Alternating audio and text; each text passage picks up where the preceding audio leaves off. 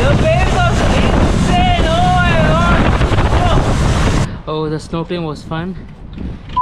This video is all about Krabi's 4-island tour, whether it's worth it or not, and that is what we're going to see in this entire video.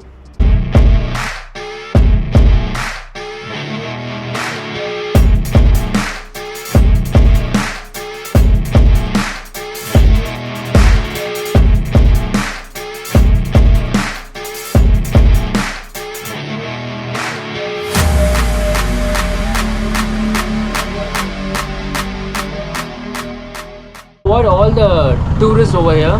You should start early. I started early today. I started around 7:30.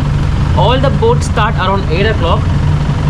I mean, that's a way where you can avoid a lot of tourists too. But at the same time, this rain was unexpected. The whole beauty of the island is all about the waters. See how clear the waters are. And yes, you get such things in some part of the world, but it's famous in Thailand.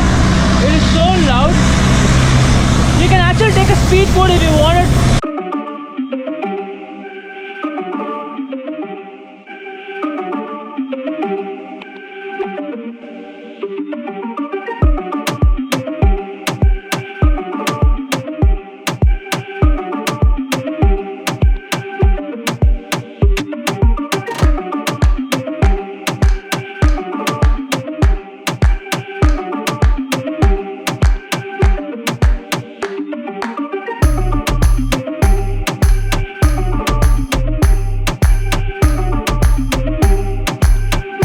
This is the first spot in the 4-island tour. This is Railay Beach.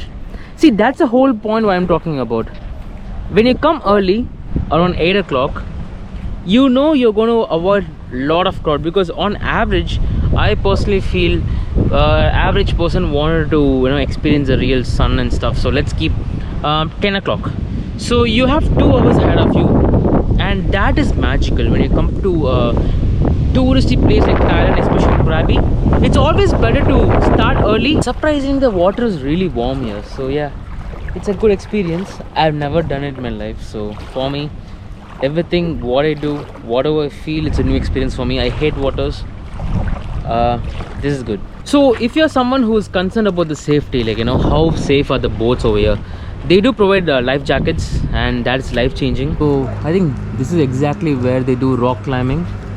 If you see a person doing it, it's a tough task here. And we have seen rock climbing in a lot of fancy malls, but this is a real shit. So this is where you have to do the rock climbing over here. I don't know whether cliff jumping is a thing, but no, the water doesn't allow you to do it. So yes, rock climbing is one thing that you can do in Railay Beach. A lot of people might ask, like, what is the safety? How safe are these boats?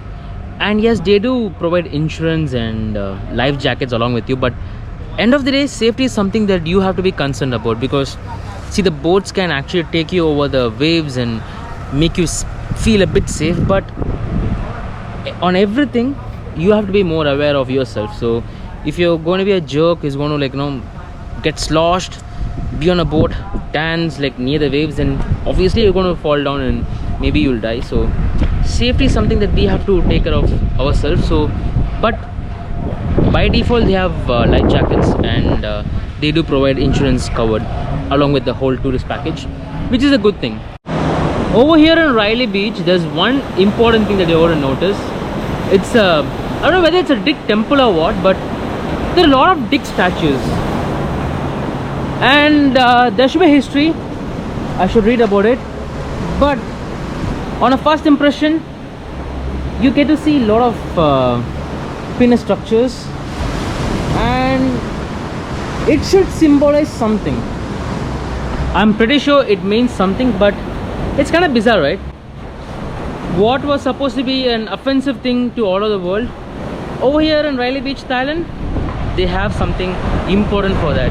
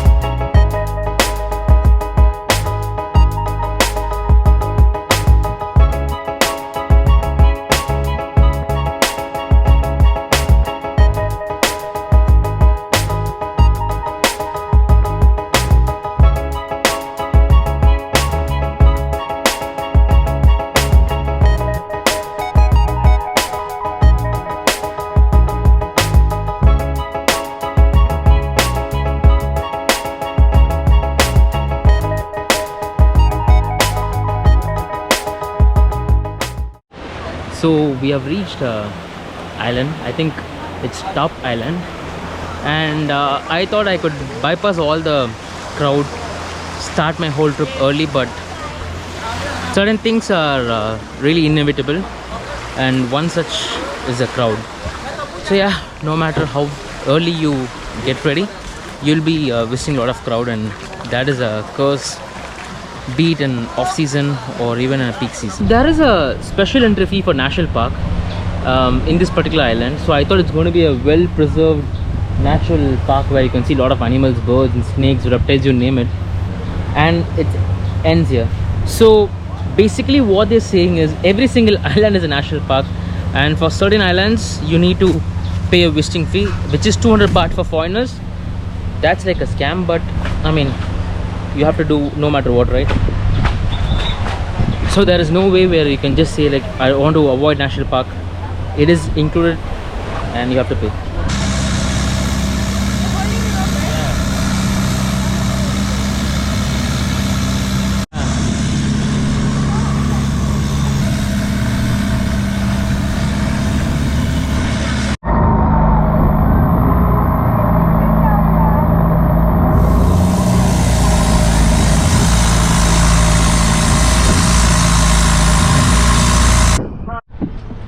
Oh, the snorkeling was fun.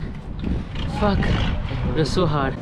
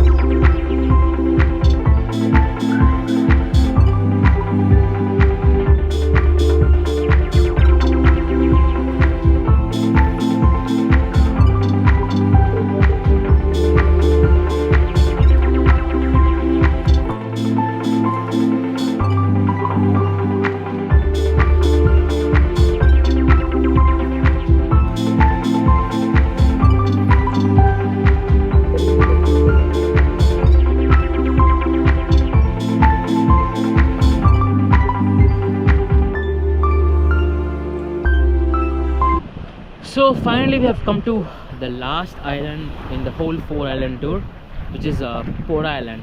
Apparently a lot of reviews say this is one of the most beautiful islands to visit, but at the same time the first impressions are, yes, it is beautiful, but it is also commercial. So Chicken Island is just a normal island over there. You don't see a lot of commercial places like cafes, something like that, but over here, yeah, it is commercial, and also you have to pay national park entrance fee, which is already covered in the trip. Since it's the last leg of the whole 4-island tour, this is a perfect place to just sit, relax, enjoy, talk, have lunch. So the 4-island trip, is it worth it? I mean, before anything goes, I just want to talk about the advantages and disadvantages of an island trip when you come to Krabi. See, there are a lot of things to do in Thailand in general, but when you come to Krabi, you have just very specific choices. Either you can just enjoy nightlife. There's a beautiful night market over there, which is quite a drive from Onong Beach, and also there's an island tour. Whatever island that you want to see depends on your own wish. Some people love to visit the Hong Islands, some people love to visit 7-island tour, and some people love to visit the 4-island tour. I personally feel 4-island tour is actually worth it. You know, you get to see beautiful views, lot of beaches, and also the boat ride was amazing. I would rather go on a long tail boat next time, even though I get a speedboat, because speedboat kind of feels more artificial for me. Sailboat feels very natural, and that is one thing you got to remember. Choices are there. You can do anything you wanted, or you can just visit Krabi, just stay for 3 days. You can do whatever you wanted. But when you talk about strictly about 4 island tour, is it worth it? Definitely I would say it's worth it, but provided if you're someone who's okay with handling a lot of people around you, and it's gonna get touristy worse. It's gonna get worse after November, where you see a lot of tourists flocking, so you got to reschedule your plans. So if you're going to sign up for the 4 island tour, you just have to make sure you just wake up early, start the whole trip around 8 o'clock, and that's how you do it, and finish the whole trip by 1-2 o'clock max, because you don't have to rush all the way to Krabi, right? So this is the whole thing. 4 island tour is actually worth it. It cost me around 2000 baht, excluding lunch. I think the lunch is just a scam over here. You can pretty much go back to Krabi and have your own lunch. So excluding lunch, 200 baht, it's actually worth it. But in the end, it's all depend on your choices. 4 islands, 7 island tour, Hong, whatever it is, or you can just get drunk and just be in Krabi. So this is all about Krabi 4 island tour. I hope you get some information about the entire trip. And if you like this video, please like it. And what are your thoughts? If you have any experience, be it good or bad, share it with me. And this is all about Krabi. Krabi is a beautiful place. I would strictly say it's a place for family and sometimes for couples, but generally if you're single, Krabi is not a place for you.